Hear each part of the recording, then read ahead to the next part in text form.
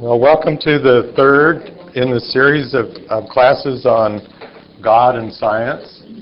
And if I was going to give a little catchphrase for today's class, it would be an insistence on the persistence of existence. So we're going to be talking about what role does manifestation have in different religions and the relationship to God and how that might affect how we go about our spiritual journeys. So we'll start with Hinduism.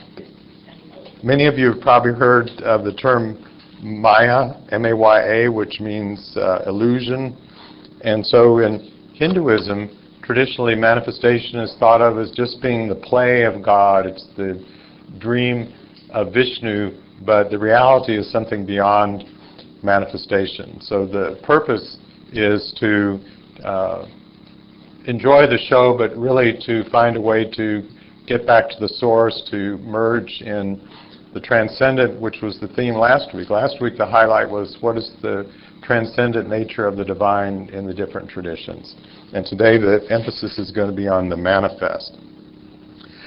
In Hinduism,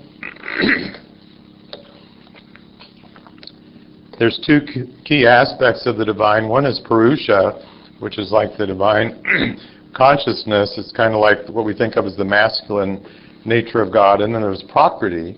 And Prakriti is what we think of as nature or the feminine or the divine in life. So there's this theme of the relationship between Purusha and Prakriti. And sometimes the imagery is Shiva and Shakti. And one very interesting image in Hinduism is Shiva is lying on the ground and Shakti is dancing on Shiva. So it's like existence is dancing and the kind of the divine consciousness beyond that is not participating a whole lot.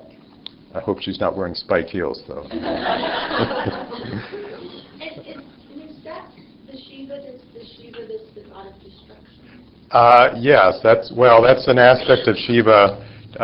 There's Brahma is the aspect of God, the creator, Vishnu the preserver, and Shiva the destroyer. And we usually think of that, oh, that's not too good. We don't want the destroyer. But in Hinduism, there's these cycles of creation and persistence of existence, and then the destruction, and then the new cycle starts. And so this is where this term, the dance of Leela, the play of the divine, is just this repeating of these cycles that go on for billions of years. They're called kalpas. But the way I think about it is Shiva is the aspect of the divine that's necessary for there to be a renewal and something further to emerge from what's been there before. And for those of you that were here last week, we talked about theories of cosmology in which our Big Bang could have arisen from some other universe, like out of a white hole from a black hole of another universe. And this theory of the multiverse, there's innumerable universes, and there's an evolution of these. But that's something we talked about last week, so I won't go into that again this time. So now let's move on briefly to Christianity. Well, in Christianity we have the relationship of matter and spirit.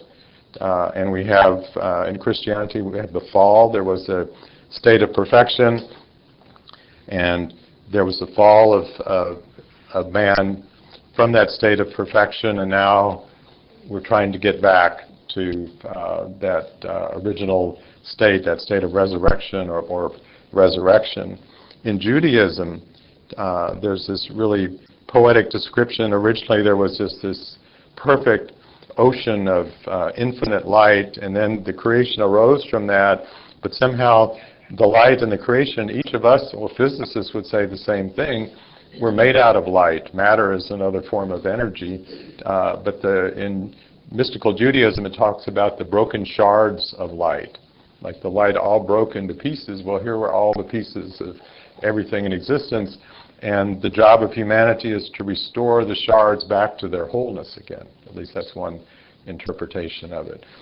But again, in these, the emphasis in these is there is manifestation, and however it came about, the purpose of the beings or the souls in manifestation is to return to something that's at a higher level, a transcendent level. Sufism, as I've mentioned before, has at least some aspects of Sufism have a different take on the purpose of existence, and that is that God was a hidden treasure desiring to be known, to be loved, to be able to love, and so God brought forth a creation, and the Sufis say that the purpose of existence is for God to awaken in life. And how does that happen? There's this phrase, multiplicity in unity, and unity in multiplicity. It's through all the individual souls in this process of awakening are enabling the divine to have a mode of knowing, to be able to know of him, herself in a way that's unique to each soul. So the purpose isn't seen as the souls just returning back to the total one, pure, original state, but to further this process of the divine being able to be present or to know through existence. So that's a very different reason for having manifestation. And then we have in the different traditions, at least all the ones that I know of, Hinduism, Buddhism, Zoroastrianism, Christianity, Islam, there's earth and then there's a heaven. In Judaism too, there's the heavenly beings, the angels. And so there's a distinction between this physical realm and something that is pure and beyond this, at a higher level. Okay, so let's shift the knob now and turn to what does science have to say that might relate to all this. Well, scientists, as I've mentioned in the preceding classes, now the current theories are that there are numerous hidden dimensions, and the numbers vary to 10, 11, or I think 21, but certainly a lot more than 4, the 3 dimensions of space and 1 dimension of time. And so this would be a different way of talking about what the religions talk about as subtle realms of reality. We don't normally have access to experiencing whatever the 8th dimension is, or the 14th dimension, and so on. And last time, if you were here, I talked about the quantum vacuum in which everything is totally interconnected with everything else. And we're going to come back to this theme of interconnectedness and see how this relates to the theme of this whole series. So even though we can't normally directly perceive these hidden dimensions, we're affected by them, and we have an impact on everything else by means of these hidden dimensions. At least that's the theory of science, which seems very likely to be the case. So now I want to talk about one of my favorite scientists, William Tiller. William Tiller was a full professor, and for a while he was the head of the material science engineering department at Stanford. And for years, he's done research on subtle energy. And I reread parts of some of his books, which are very interesting and also very challenging, yesterday, and learned about his history that I didn't know about. And so what he said was in the 60s is when he came to Stanford, and he was renowned in his field. He'd written books. People knew him all over the world. But he started to get interested. I think he went to a conference in Europe, and when he was over there, he happened to come across this book on psychic discoveries behind the Iron Curtain. And it got him thinking, you know, if these things are a reality, physics doesn't have any good explanation for how this could be the case. And scientists, at least in the West, are certainly not doing any research on this. It'd be considered just off the deep end and probably just tank your career if you started publishing things. But he decided that someone needed to do this because he felt like this was a clue to a direction of further evolution of humanity, to be able to discover these potentialities that normally aren't present in humans. And so he decided to stop being the chairman of the department, get off the committees, do his job. I mean, he still continued to publish and do an excellent job as a material science engineer, but he decided to devote a significant chunk of the time that was freed up by giving up these other responsibilities to exploring subtle energies. And so he started doing research, I mean, back in the 60s and 70s, and this was long before very many scientists were doing research. Now there's a whole organization called ISEAM, the International Society for the Study of Subtle Energy and Energy Medicine. There's IONS, Institute of Noetic Sciences, which was founded by Edgar Mitchell, which has done some very well-established research on subtle energy and influence of actions at a distance, and so on. But back when Tiller started, this was not exactly the popular thing to be doing. But he also, around that time, decided if he was going to research this area, he needed to really get serious about meditation. So he said he started meditating for an hour a day and really trying to figure out a framework, a theoretical framework that could be consistent with a new version of physics and spirituality, or the way that he saw it. And what he ended up coming up with is that human beings are participating, that we are participating in a kind of a holographic simulation of a deeper reality, of a 10-dimensional reality that he said, and we're just learning how to use. It's like when you start a computer program, or if I'm not into computer video games, but people that are into those, when you start playing one, you got to learn how your character works and what you can do and what are the tricks and how do you do this or that. And so he said that humans are really learning how we can bring these higher aspects of our being and reality into this simulation of a deeper reality. Well, what's interesting is not too many years ago in Scientific American, and this is still pretty current theory, that our whole manifest universe is indistinguishable from a holographic projection of a 5-dimensional reality that's projected down into 4 dimensions. And he said that mathematically there's no way, we couldn't possibly prove if this is a hologram, is it Memorex or the real thing, or is it the real thing? But this is pretty consistent with what Tiller was talking about. We're living in a sort of a simulation, and we're learning how to discover things that are possibilities. So let me describe his most famous experiment, and some of you have heard this before, but it's still amazing every time I think about it. He got together a group of 4 experienced meditators, and he took a little bit of electronic circuit board, I think it's like square inch of something or other, that was not powered by anything, that shouldn't do anything. I mean, imagine you cut out a square inch of a motherboard on a computer, and other than wrecking your computer and having some decoration, you really don't think you could do too much with that, right?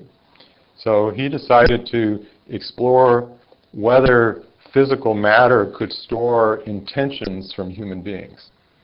So here's the guy, he's a full professor in material science engineering, I mean, not somebody off the deep end, postulating this, and he realized if he was going to study this, he had to have a well-controlled experiment for doing it. And so he decided to have the intention be that when this little bit of circuit board was sent to another laboratory, one of the intentions would be that the pH in water in that laboratory would go up 1 point.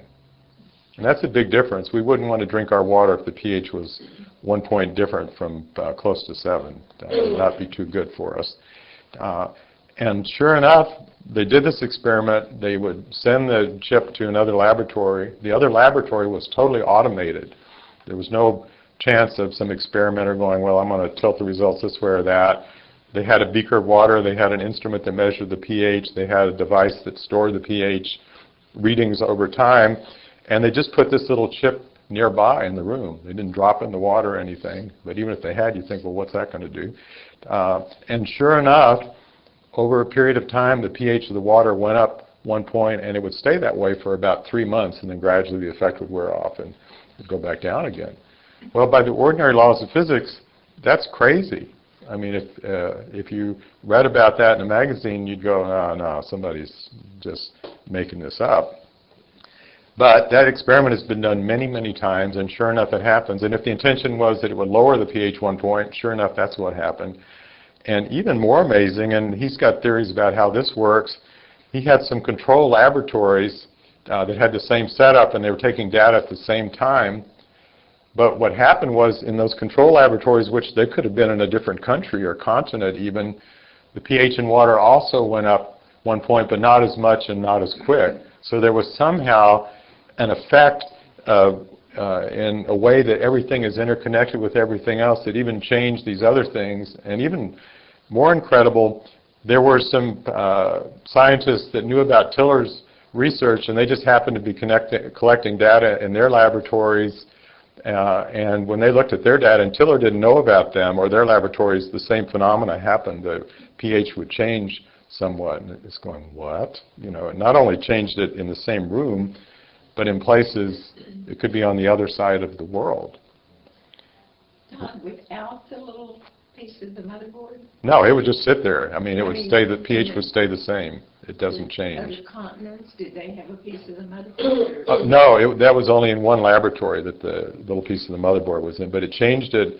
He found out it was changed in what they were thinking would be their control group, because you think, well, it's like if someone here takes a medicine, you don't think the person that doesn't take it's going to be affected by it. Well, this was the equivalent of the one that didn't take it being affected by it. The control group was affected as well. And even, to me, more amazing, the way that heat was distributed in those laboratories that had the chip in.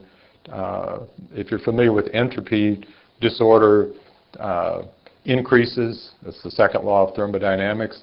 Well, the entropy in the laboratory where they put that chip actually decreased. There was more order.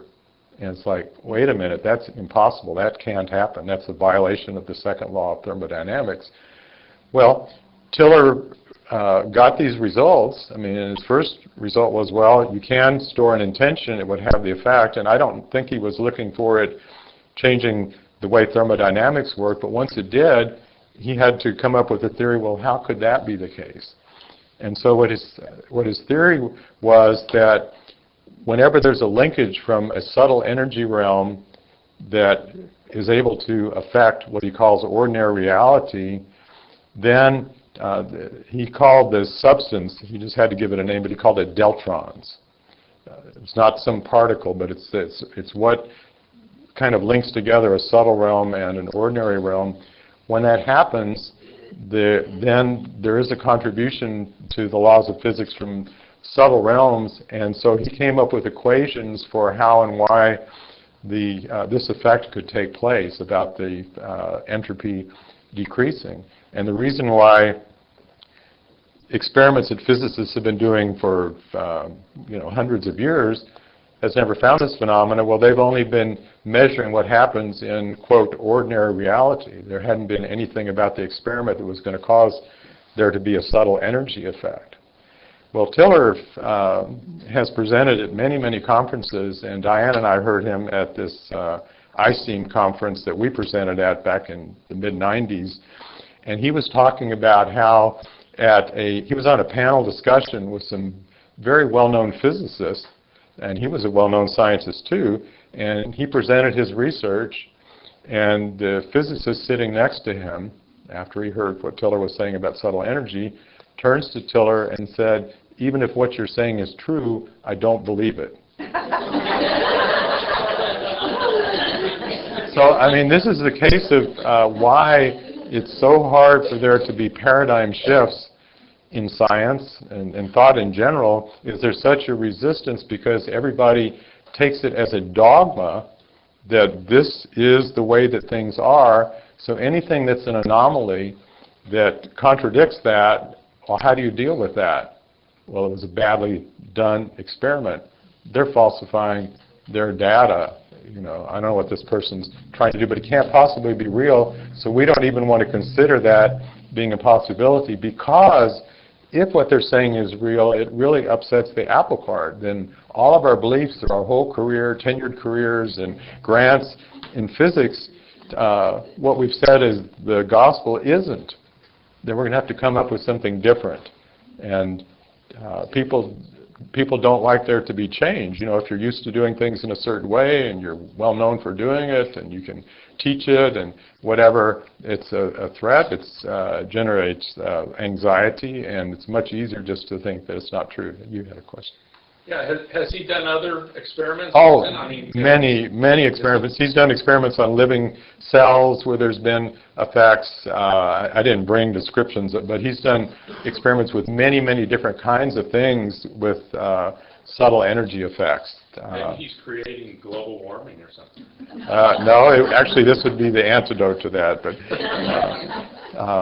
no, he's got 3 books that have been published And they are challenging, but even if you just read kind of the summary parts of them, they're mind-boggling. I mean, they're just amazing. One of the things that he said that has really stuck with me, he talked about what happens when parts of a system are in resonance and then you add something else to that system. And basically, he said that, and he was particularly talking about intentions, that let's say you have 100 people that are trying to, as a group, manifest a certain intention. And they're all meditating on it, they're praying on, and so on.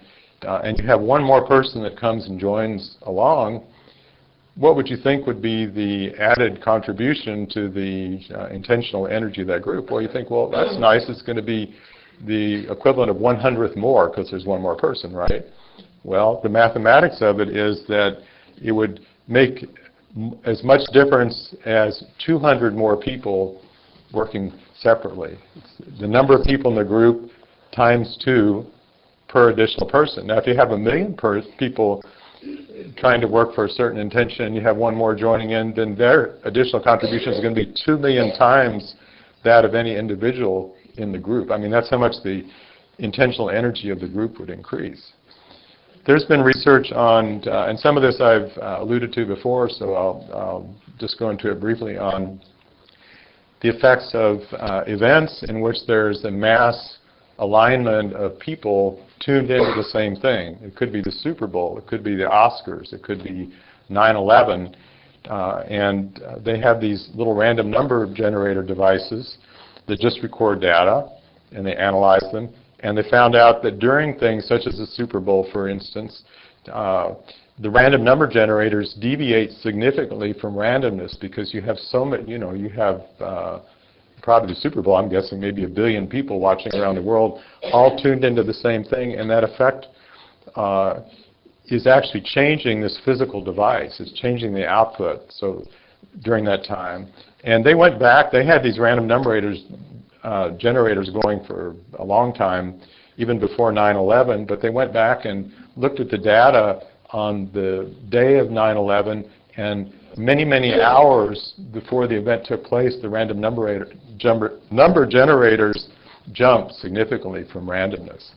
And also at the time of the event, well, you can understand at the time people are looking at it on TV and the horror and all that, but how could that happen many hours before?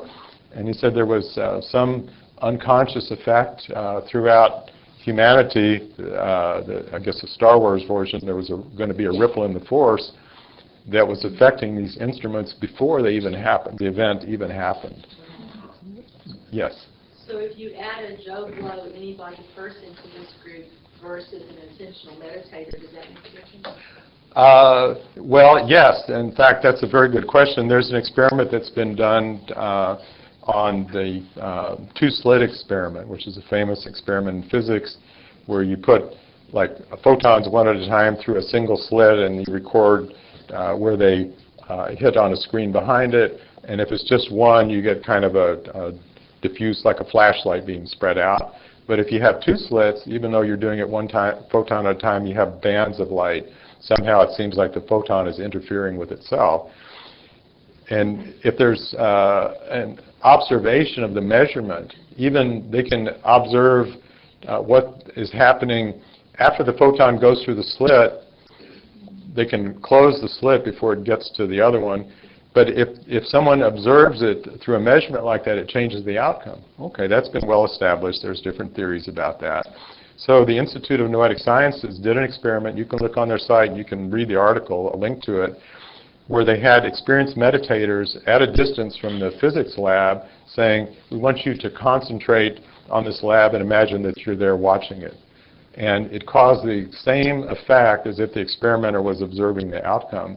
If they had just someone who was not an experienced meditator do this, there was no effect whatsoever. So there is something about the, and Tiller's experiment with the little chip, if you just took 4 people off the street and said, okay, just think about making this go up 1 point, I think nothing would happen. So there is something about the capacity of being able to tap into, I would say, a fuller level of our being, which is another way of saying accessing subtle realms of reality that we exist on, as well as the physical, and causing there to be a linkage between these two that's enabling these effects to take place. Yes? What's your definition of an experienced meditator? Well, just someone who's proficient at it. I mean, probably who's been doing it a while, who has good capacity for concentration, that can do more in meditation than just, oh, I'm getting myself relaxed. So I don't have like a hard and fast criteria. Well, let me go on because I've got a lot of things I want to try to get to today. But basically, the take-home from this is the laws of physics, ordinary laws of physics, change when there's a linking between subtle energy and ordinary reality. Okay? Well, let's shift back to religion in relationship to spirituality and how we think about the relationship with God. Well, the way that I would say the vast majority of people in the world, across denominations and belief systems, relate to however they think of God, it's in a dualistic way that's analogous to Newtonian physics. They're there, and there's a God that's separated from them, and there may be some communication that happens between the two, but they're really not this kind of deep interconnection. But what physics is showing, I mean, you don't have to have any spiritual beliefs, something, and Teller said this, that the results of his experiments could be described as magic to the ordinary way of thinking about things, because what's magic? Well, magic, we go, well, it's all illusion. But if someone really could do something and you knew there was nothing up their sleeve, they were really doing something, action at a distance or so on, or an effect of consciousness on something, you go, well, I know, that's miraculous, that's magic. But Teller said what is magic just is magic from the ordinary vantage point, the usual way of looking at reality. And when you have an understanding of what's going on from this deeper level of reality, it's not magic at all, it's the way that things are. It's the laws of physics for the much more complete view of the universe in which the subtle and the manifest are totally interrelated with each other. So that's a really important thing to keep in mind. And even in one of his books that I kind of skimmed through again, he was talking about how phenomena that had been reported, different places such as levitation, telekinesis, ESP, and so on, can be easily explained by a linkage between the subtle and manifest reality, but I mean by very unusual individuals who have developed potential faculties of their being that probably everyone potentially has the capacity to develop, but it would take a long ways to get there for most people. Okay. So let's look at, well, what's the purpose of manifestation? I alluded to this before. Hinduism, go beyond Maya to the eternal reality. Buddhism, get off the wheel of being and becoming. Judaism, restoring the broken shards of light. Christianity, salvation. Science, and I mentioned this, I believe, last week. Seth Lloyd, who's a computer scientist at MIT, said the universe is a quantum computer seeking to compute itself. The Sufis say God was a hidden treasure desiring to be known. Same thing, different words put in the blank there. Okay, and then in terms of the purpose of there being an existence, well, one way of thinking of it is that the created creatures can awaken and go back to where they came from, or get to a better place, go to heaven, or merge with the transcendent. A very different way of thinking about the purpose of there being an existence, and this is what I was alluding to at the start. The insistence on the persistence of existence was that so there could be an evolution of whatever you want to call the totality. You want to call that God, you want to call it the universe with a capital U, or reality with a capital R. You want to call it the quantum vacuum playing out through all the ways that it can come into manifestation in, according to string theory, 10 to the 500th possible universes. But to me, the way that makes the most sense is there's a meaningful evolution of what takes place in those manifestations that furthers the awareness of the whole system, the wisdom, you could say, of the whole system, and the contributions, the capacity of the contributions of each player in the show. Well, we're players in the show. Pir Vilayat, who was the teacher that Diane and I had in the Sufis for about 25 years before he died, said that we can become capable of participating in the divine programming. And I would kind of add on to that, we can become capable of participating in our desire, interfacing with the desire of everything else that's participating in this divine programming of, it's like, where do we want to go from here? How would we like things to emerge even more beautifully? And what are the possibilities of what could be? So what happens when the subtle links with the manifest, there's more of what are called degrees of freedom. What does that mean? There's more possibilities of what can take place. So if we're in ordinary reality, which we tend to believe is all that there is, then we're pretty limited. I can't sit here in ordinary reality ordinarily and look at this beaker of water over here and go, okay, pH, go up a point. Well, I could sit there all day till I got a headache. It's not going to happen. And yet, all these experiments that have been done, like I mentioned with the random number generators, the first study they did with that at Princeton is they had people come in one by one and just sit with the machine and say, see if you can change it from being random. And most everybody could do that. They had different ways of doing that. But that in itself is pretty darn remarkable. There's not rays coming out of their head going into the electronics of the machine. And incidentally, a lot of the research that's been done with subtle energy and distance effects of energy and healing, they've either put the other person or what they're studying inside of what's called a Faraday cage, which is shielded from every known form of electromagnetic energy, and it's showing there's not something that you could have a machine and measure that's going from A to B. Somehow, the linkage, though, remember I've talked about physics and mysticism saying that everything is totally interconnected.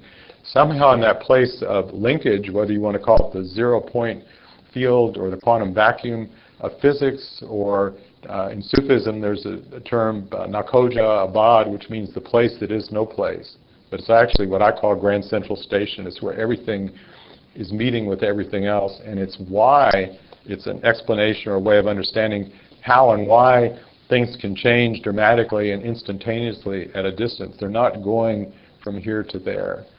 And I've been studying different forms of healing for many, many years, and I really believe that the most profound and effective ways of healing, while there are some healers, probably many healers that can transmit their own magnetism or energy to the other person, and that's going to have an effect.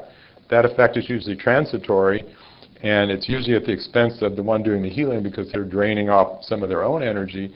But the most profound healings are not the person healing sending anything to the other person.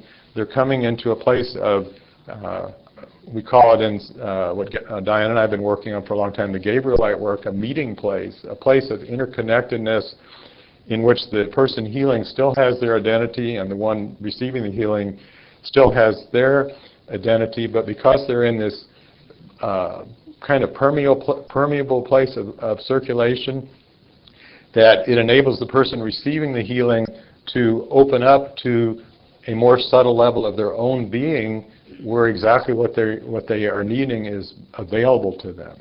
So it's not going from A to B, although it's hard for our minds to get off thinking that things work like that. And we're going to do some little experiential things in just a little bit here. So let me go on. So I want to talk a little about the role of consciousness, what scientists have to say. Max Planck, the physicist who started quantum theory, regarded consciousness as fundamental and matter as derivative from consciousness. He said we cannot get behind consciousness, although I'll put a little footnote there. Now the physicists are saying information may be more fundamental than that, and I'm going to talk about what they mean by information in a minute. But Planck says everything we talk about, everything we regard as existing postulates consciousness. Eugene Wigner, a physicist and mathematician, I mean he's a serious, heavy-duty, revered physicist, told the world it was not possible to formulate the laws of quantum mechanics in a fully consistent way without reference to consciousness. And it's not meaningful to talk about manifestation without consciousness, I'd say. R.C. Henry, professor of physics and astronomy at Johns Hopkins University, said, a fundamental conclusion of the new physics also acknowledges that the observer creates the reality. Sound like anything you've ever heard from spiritual teachers? As observers, we are personally involved with the creation of our own reality. This is not some new ager. This is a professor of physics and astronomy. Physicists are being forced to admit that the universe is a mental construction. Pioneering physicist Sir James Jeans wrote, "The stream of knowledge is heading towards a non-mechanical reality. The universe begins to look more like a great thought than a great machine." Not Newtonian physics. Mind no longer appears to be an accidental intruder into the realm of matter. Now listen to this. We ought to hail it. We ought to rather hail it as the creator and governor of the mind, of the realm of matter. Get over it and accept the inarguable conclusion: the universe is immaterial and spiritual. Now this article was published in Nature magazine. Our son's a scientist. Nature magazine is probably the hardest journal to get published in. It's the most prestigious. This was in Nature magazine in an article called The Mental Universe. Okay. What year was that? Volume 436, number 29, 2005. Or volume 436, page 29, 2005, Nature magazine. Okay. So now I talked about information last week, and I said I had a passage I wanted to read, but I couldn't find it. So now I'm going to tell you what the definition in science is, or I think a good definition of information. This phenomenological analysis suggests that to generate consciousness, a physical system must be able to discriminate among a large repertoire of states, and it must be unified. That is, it should be doing so as a single system. And I'll translate this in a bit. One that is not decomposable into a collection of causally independent parts. Information represents the decrease of uncertainty in a system, decreased entropy, decreased disorder. And so basically he's saying there needs to be some kind of coherent something that is able to bring about this decrease of the disorder in the system. And next week I'm going to be talking about a very recent theory in science that is actually testable, it can be proven or disproven, about how life emerged.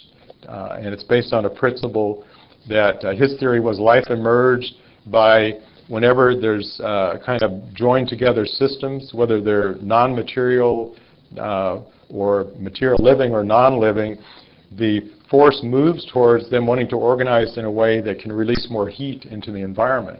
Well, that's another way of saying they want to organize in a way that they decrease the disorder in themselves. Well, plants do that. Plants take in sunlight, heat source, and plants certainly organize what happens with that energy, and they put out oxygen back into the environment. They're taking the carbon dioxide, but the entropy of the plant is decreasing, and in the environment it's increasing. But he's got a theory about why life arose or how life arose just based on this theory. And a little sneak preview, they found out that even in some chemical systems or mechanical systems where things can kind of randomly move around, the system does the same thing. They can organize into clusters that have decreased disorder in the cluster and release heat over here, and then they can kind of replicate to do more of the same thing. Well, pretty amazing theory, I think. But let's do some experiences here. So we've got theories about, okay, what does it mean linking subtle reality to ordinary reality? Well, I think as I mentioned last time, all of us have had many experiences in our life of what results when this happens. Go up into the sanctuary, participate in the Eucharist, go into some beautiful place in nature, listen to some gorgeous singing or poetry, or look at some artwork that really moves you. What happens temporarily, you can say you are in a different state, literally. I mean, the world looks different. I mean, and how many people have had the experience when that happens, it's like my vision is clearer. The world seems clearer to me. Or all the places I was just kind of stuck in and caught up in don't seem relevant anymore. I feel like I'm in an expanded space. Have you all had an experience like that? So you don't have to work real hard for that to take place. And it would be easy to think, well, okay, I can go somewhere or turn such and such music on or go look at such and such piece of art and make that happen. But what if you're stuck at the airport waiting for a plane to occur? Well, airports, you don't usually experience a sense of sacredness, at least not me. And TSA might search you some more if they thought you were getting too happy or something. Okay, so let's do some little mini experiments. Okay? So first of all, just notice your sense of how you're feeling right now, and your perception, and the energy of the room.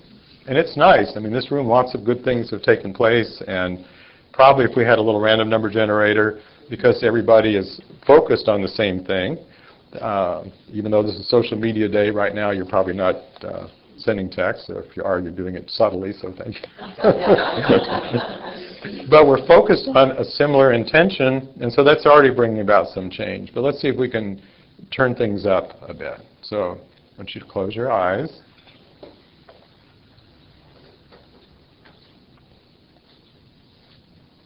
And I want you to just hold a feeling of peacefulness. And if you like, you could even imagine yourself in a place or a setting that you feel very peaceful.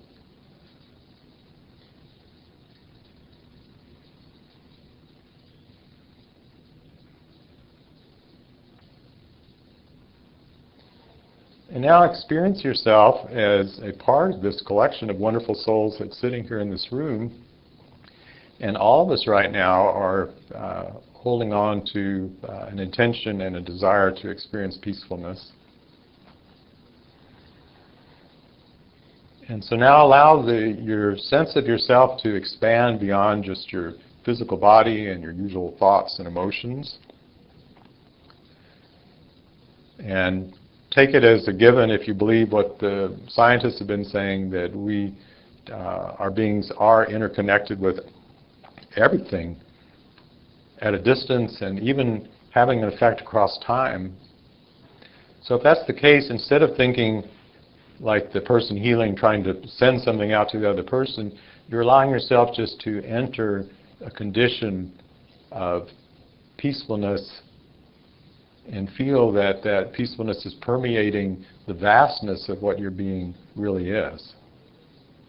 So you're not working to do anything, you're just allowing yourself to open to an experience of peacefulness in a vast state of yourself.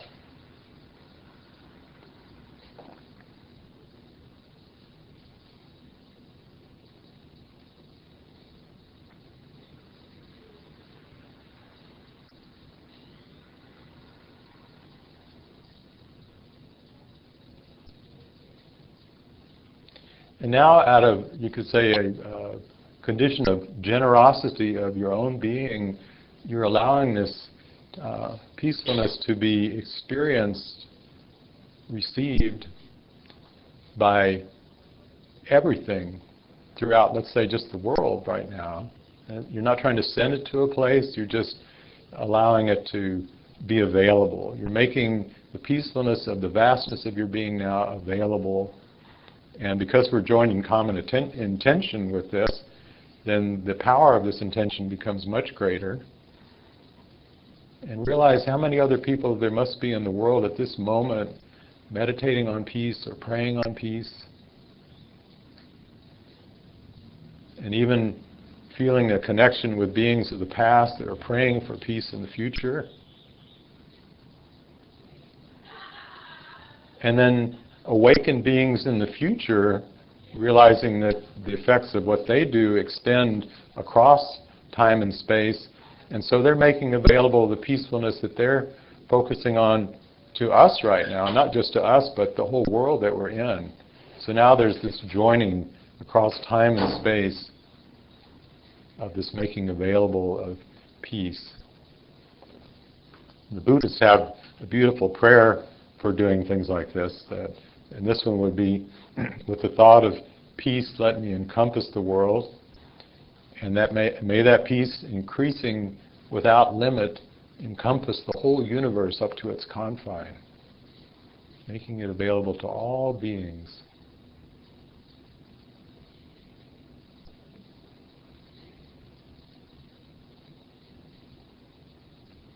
And now let go of the thought of trying to intend this, but just be in the ocean of it. Just be in this ocean of peace.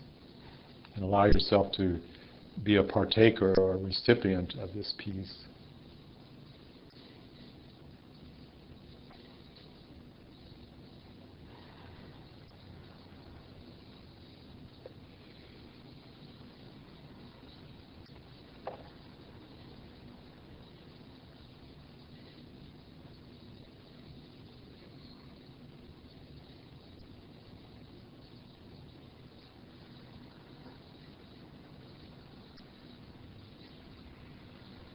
Okay, and then gently open your eyes when you're ready. And when you do, just allow yourself to remain in this state as much as you're able to, and take a sampling or a taste of the energy of the room and your own energy right now, and see if something seems different than before we did this experience, which just lasted a few moments. See if the room and see if your vision seems different. Does it seem clearer?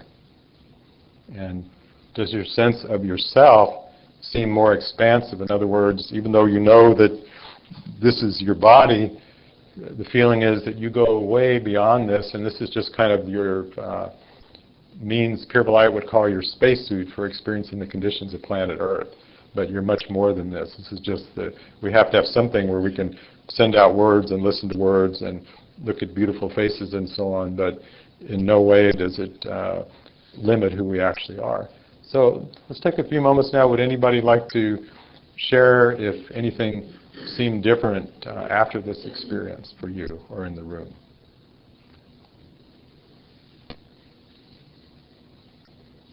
Did something happen? Yes. The air seems to be thicker. The air seems thicker? Okay. Richer maybe? Juicier? Okay.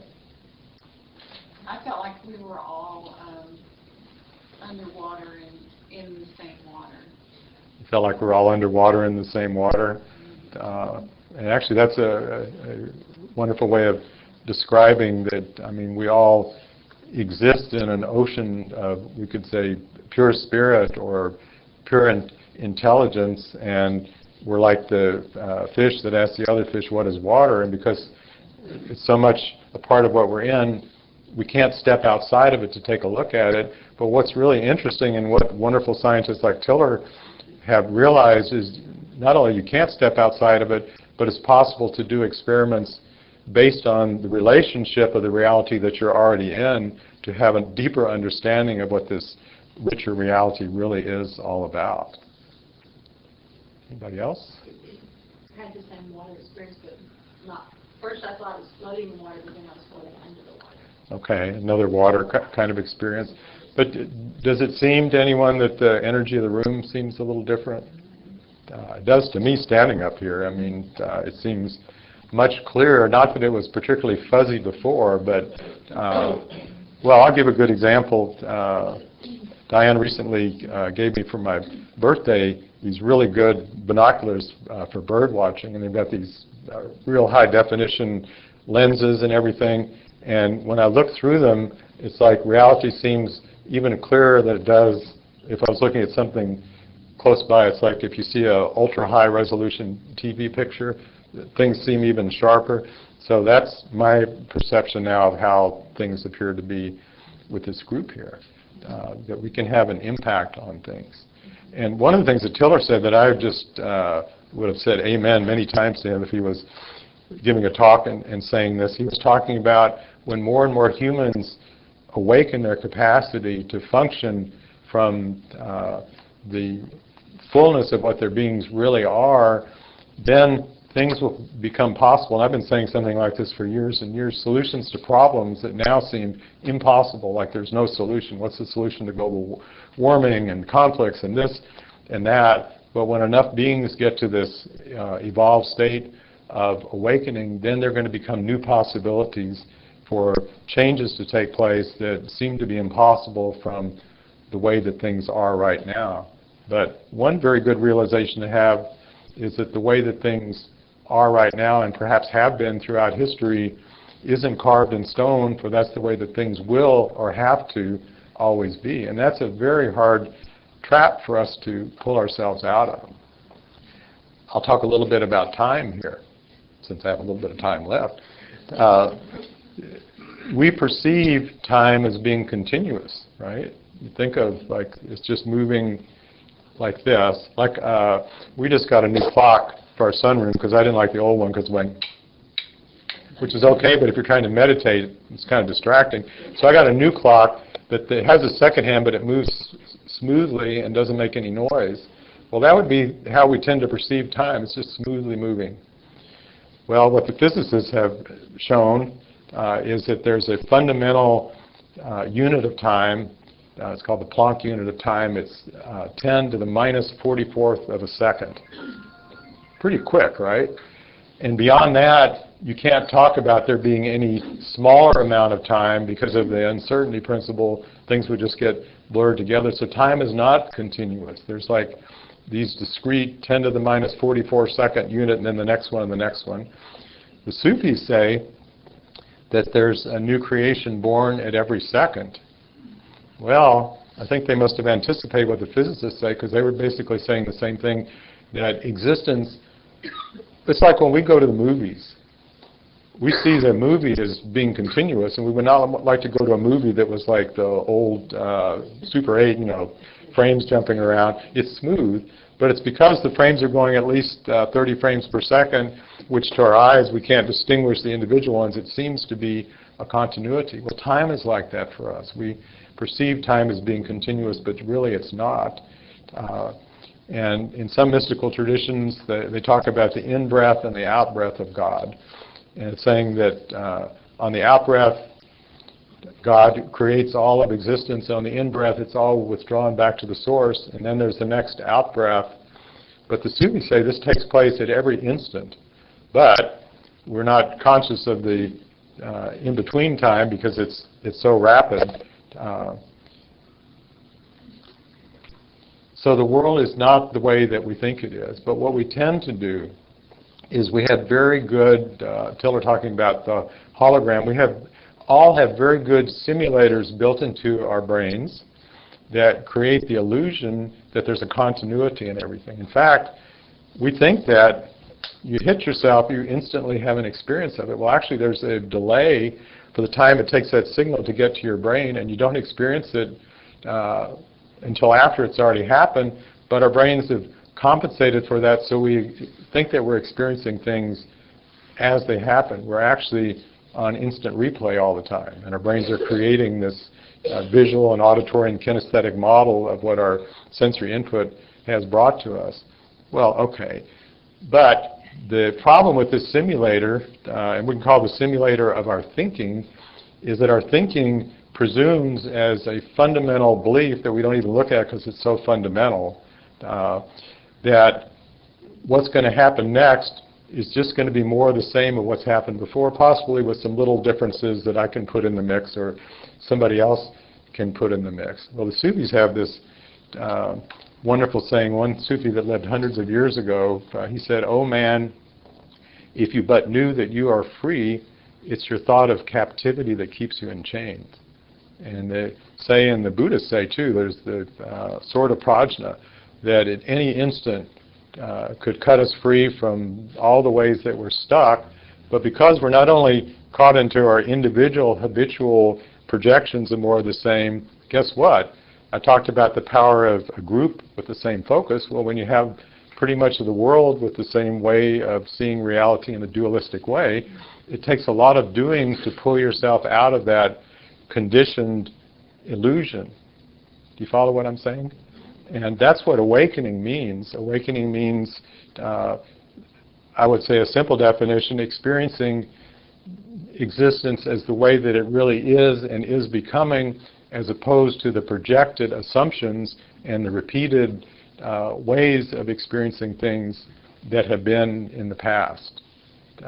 So it's like being able to experience the world afresh at every instant, but still very much maintaining the sense of identity, which becomes only richer, because now it's got new possibilities of how beings that are more awakened can participate. The Zoroastrians say to transform the earth so it becomes like heaven. The Sufis have the same thing. May the heavens be reflected on the earth, Lord, that the earth may turn into heaven. The Christians, heaven on earth. Well, that's just not some phrase that, well, that sounds nice. It's what the possibility, and I would say the reason for there to be emergent consciousness is. Why is there, wouldn't it be less efficient if in existence we didn't have all the messiness of consciousness? We could just have things roll along like the equations and, no muss, no fuss. Well, if you believe there's a purpose and there's something moving forward in evolution, not just to the individual souls that we are, but in the totality and even what we think of as the God that is involved with existence, then there is a never-ending purpose of what can be fulfilled. And we become more capable of fulfilling our own part of that. And one more thought for today. I mentioned, I think, in the first class, this Sufi mystic Ibn Arabi, who lived hundreds of years ago, said that every soul has access to a unique part of the divine wisdom that no other soul ever can or has or will have access to. And I believe that with every bone in my body. So each of us has a capacity for discovering something that nobody else could bring to the totality. And the thing that we have the capacity to discover isn't the way I used to think it was. It was kind of sitting up there in the Akashic records in the sky. It hasn't been written yet. It's being brought about by the interfacing of what I call our human aspect and our divine aspect. Or the physicists could describe that as our manifest and subtle aspect. It's what occurs, the creation that occurs from the bringing of those two aspects together that opens up into a world of new possibilities. So I think we will end on that note.